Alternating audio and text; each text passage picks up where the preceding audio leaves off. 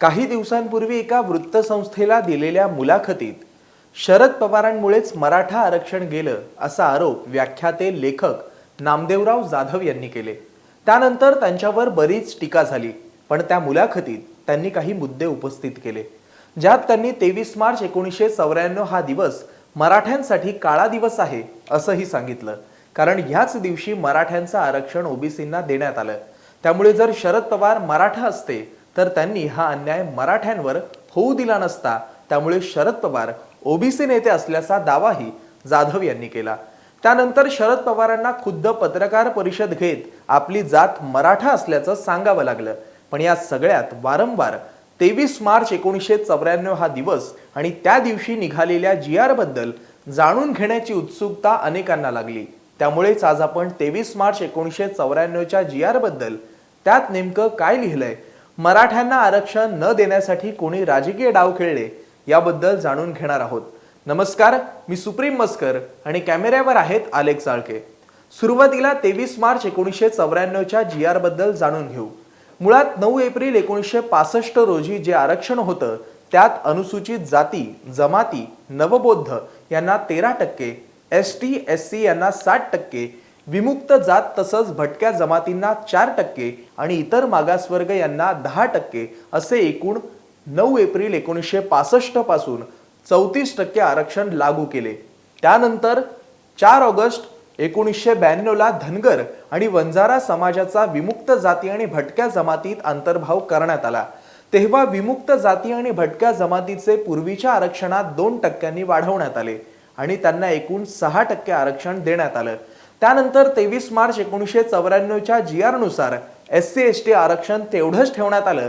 मात्र 1994 ला शरद पवारांच्या मुख्यमंत्री पदाच्या कार्यकाळात ओबीसी आरक्षण 14% वरून 30% वर वाढवण्यात आलं। त्यात विमुक्त जाती आणि तत्सम जातींना 3%, भटक्या जाती 1990 पूर्वीच्या आणि 28 तत्सम जातींना 2.5%, भटक्या जमाती धनगर आणि तत्सम जातींना 3.5%, भटक्या जमाती वंजारी आणि तत्सम जमाती यांना 2% आणि इतर मागासवर्गीयांना 19% आरक्षण देण्यात आलं। आणि या सगळ्यानुसार एकूण ओबीसींना 14% वरून 30% आरक्षण देण्यात आलं।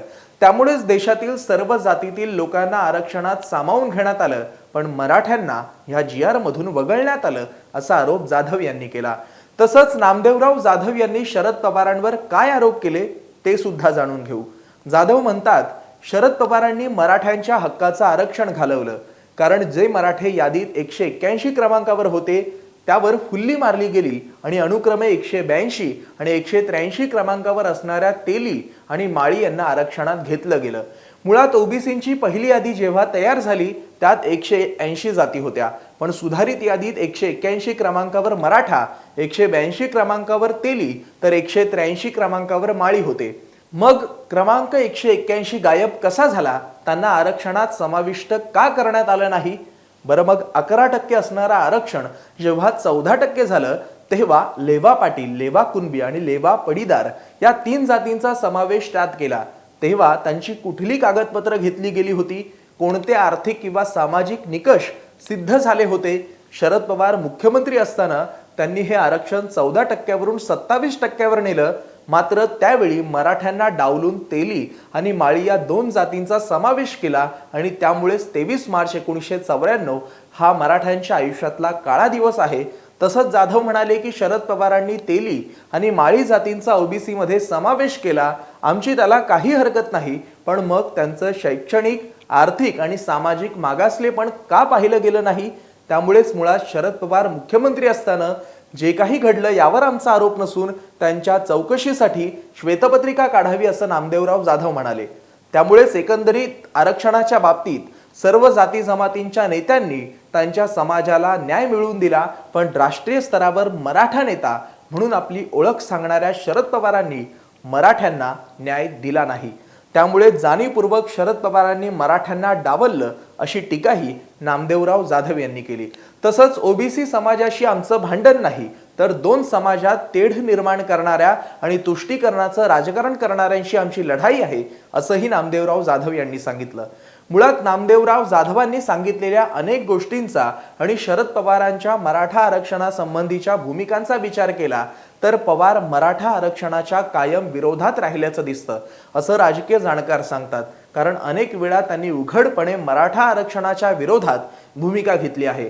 मग मराठा आरक्षणाचा प्रश्न तेवढा महत्त्वाचा नाही असं म्हणणं असो, किंवा मराठा समाजाच्या मोर्चाला पवारांनी नाकारलेला पाठिंबा असो, किंवा ओबीसी प्रवर्गात वेगळ्या जातींचा समावेश नको असं पवारांनी केलेलं विधान असो, या सगळ्यामुळे पवारांची भूमिका नेहमीच संभ्रमात टाकणारी आहे।